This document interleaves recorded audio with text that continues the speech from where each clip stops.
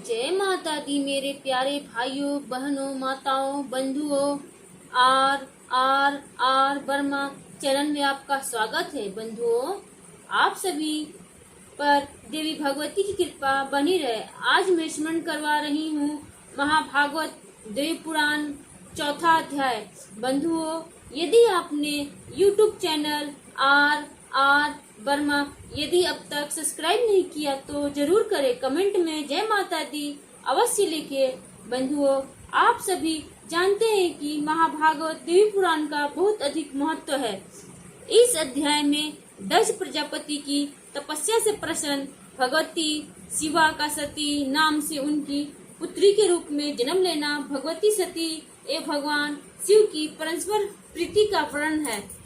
श्री महादेव जी बोले, एक बार की बात है, जगत की सृष्टि करने वाले ब्रह्मा ने दक्ष प्रजापति को हर्षित करते हुए उनसे कहा, पुत्र, मैं तुम्हारे कल्याण की एक बात बता रहा हूँ, तुम उसे सुनो। साक्षात भगवान शिव ने परम पुणा प्रकृति की आराधना की तथा उन्हें भार्य बनाने के विचार से उनसे प्रार्थना की। इस पर उन प्रकृति ने वह बात स्वीकार कर ली। अतः हे महेश्वरी, कहीं न कहीं जन्म लेकर उन शिव को पति रूप में मैं अवश्य प्राप्त करूंगी, इसमें मुझे कोई संदेह नहीं है। वे प्रकृति जिस प्रकार आपकी पुत्री के रूप में उत्पन्न होकर शंभु की भार्या होवे, इसके लिए आप अति कठोर तपस्या के द्वारा भक्ति पूर्वक उनकी प्रार्थना कीजिए। वे इस लोक में भाग्य से जिसकी पुत्री के रूप में उत्पन्न होंगी उसका जीवन सफल हो जाएगा और उसके कृतगण भी धन्य हो जाएंगे। अतः इस जगत में उत्पन्न माया रूपिणी लोकवंधा उन जगदम्बिका को पुत्री रूप में प्राप्त कर आप अपना जन्म सार्थक कीजिए। दक्ष बोले, पिताजी, मैं आपकी आज्ञा से निश्चित रूप से वैसा ही प्रयत्न करूंगा जिससे वे साक्षात प्रकृति रूपा जगदम्बा मेरी पुत्री के रूप में जन्म ले। श्री महादेव जी बोले, ब्रह्मा से ऐसा कहकर दक्ष प्रजापति अति शीघ्रता से क्षीर सागर के तट पर आकर जगदम्बा की आराधना करने लगे। मुनिवार, उन्होंने उपवास इत्यादि तप चरण से भगवती की आराधना करते हुए 3000 दिव्य वर्ष बिताए। उस प्रकार की तपस्या में रत दक्ष के सम्मुख भगवती शिवा प्रकट हुई। उनका विग्रह निखरे हुए काजल के समान था तथा वे 4 सुंदर विशाल भुजाओं से युक्त थी। वे अपने हाथों से खड़ग कमल तथा अभय मुद्रा धारण की हुई थी। उनके नेत्र नील कमल के दल की भांति सुशोभित थे। उनके दांत अत्यंत मनोहर थे। वे सुंदर मुंडमाला से विभूषित थी। वे दिशारूपी वस्त्र धारण किए हुए थी। उनके बाल खुले हुए थे। वे अनेक विधि मणियों से शोभा पा रही थी। सिंह की पीठ पर सवार थी और मध्यकालीन सैकड़ों सूर्य की प्रभा के समान प्रकाशमान थी। उन्होंने दक्ष से कहा, वंश, तुम मुझसे क्या याचना कर रहे हो? प्रजापति, तुम्हारे भाव से प्रसन्न होकर मैं उसे तुम्हें शीघ्र दूंगी।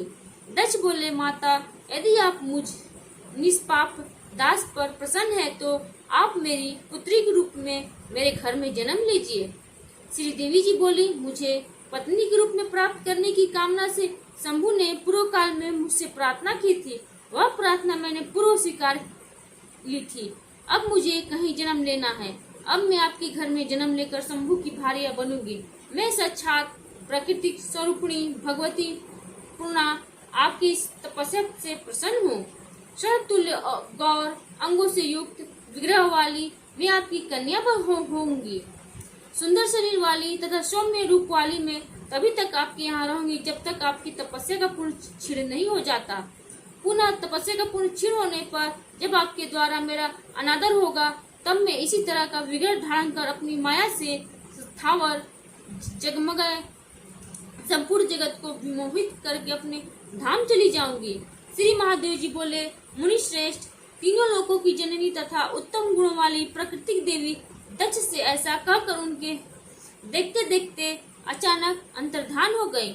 और उसके बाद प्रजापति दक्ष ने भी अपने घर जाकर वर्मा जी से उस वरदान के विषय में बताया जिसे जगदात्री भगवती ने प्रसन्न होकर उन्हें दिया था। तत्पश्चात उन आधा सनातनी पूर्णा प्रकृति ने जन्म लेने के लिए सर्वगुण संपन्न दक्ष पत्नी के गर्भ में प्रवेश किया। तदंतर दक्ष पत्नी प्रसूति ने शुभ दिन में एक कन्या को जन्म दिया। वह कन्या प्राकृतिक स्वरूपिणी भगवती पूर्णा ही थी। उस कन्या के अंग और गौर वर्ण के थे। करोड़ों चंद्रमा के समान उसकी आभा थी। खिले हुए कमल के समान उसके बड़े बड़े नेत्र थे। वह 8 भुजलताओं से सुशोभित थी और उसका मुख अति सुंदर था। उस समय आकाश से फूलों की वर्षा होने लगी। सैकड़ों दुंबियां बज उठी और दिशाएं अत्यंत स्वच्छ हो गईं। तब पुत्री का जन्म सुनकर दक्ष प्रजापति वहां आ गए और उस कन्या को देखकर अत्यंत प्रसन्न मन से वाले उन दक्ष ने बंधु बांधवों के साथ महान उत्सव आयोजित किया तथा 10वें दिन उस कन्या का सती ऐसा कहकर नामकरण किया। वह कन्या वर्षाकालीन मंदाकिनी की भांति प्रतिदिन बढ़ने लगी और शरतकालीन चंद्र ज्योत्सना के समान दिव्य क्रांति से सुशोभित होने लगी। प्रजापति दक्ष एक बार सुंदर मुख वाली उस कन्या को विवाह योग्य देखकर अपने मन में उसके विवाह के लिए विचार करने लगे। यह कन्या किसे प्रदान करनी चाहिए? अतः ये तो स्वयं प्राकृतिक है जो अपने वर हेतु पहले से ही वचनबद्ध है। इसलिए वह बात मेरे पूरी तरह भूत प्रतन करने पर भी किसी प्रकार अन्यथा नहीं हो सकती। जिन शिव के अंश से उत्पन्न रुद्रगण मेरी आज्ञा का अनुगमन करते हैं उनको बुलाकर यह रूपवती कन्या देने योग्य नहीं है। इसलिए शूलधारी शिव को बिना आमंत्रित किए श्रेष्ठ देव दैत्य गर्ध और किन्नरों को की एक शिव शून्य सभा बुलाकर मुझे 100 वर्षों एक का आयोजन करना चाहिए। तब वही होगा जो विधि का विधान होगा। तब अपने मन में भली भांति ऐसा निश्चय करके मनस्वी दक्ष प्रजापति ने सभी देवताओं तथा असुरों को बुलाकर बिना शिव के ही सभा का आयोजन कर लिया। सती के उस अद्भुत तथा मनोहर स्वयंवर में देवताओं और दैत्यों तथा मुनिंद्रों की क्रांति से वह सभा भी अत्यंत सुशोभित हो रही थी। वह सभा सूर्य के सदृश तेजमयी और चंद्रमा के समान कांतिमती होकर सुशोभित हो रही थी। मुनिवर दीवमाला और वस्त्र तथा प्रभामय स्वर्ण के मुकुट धारण किए हुए श्रेष्ठ देवगण उस सभा में विराजमान थे। मणियों द्वारा स्वर्ण सजाए गए उनके रथों, घोड़ों और हाथियों एवं विभिन्न वर्णों के ध्वजों, छत्रों तथा पताकाओं इन सभी से सुसज्जित वह दक्ष पूरी कांति युक्त होकर शोभा पा रही थी। सैकड़ों हजारों नगाड़े, मृदंग और ढोल बजने लगे। उस ध्वनि से सारा आकाश गूंज उठा। उस सभा में गंधर्व गण मनोहर गीत गा रहे थे और सैकड़ों हजारों श्रेष्ठ अप्सराएं आनंदित होकर नाच रही थी।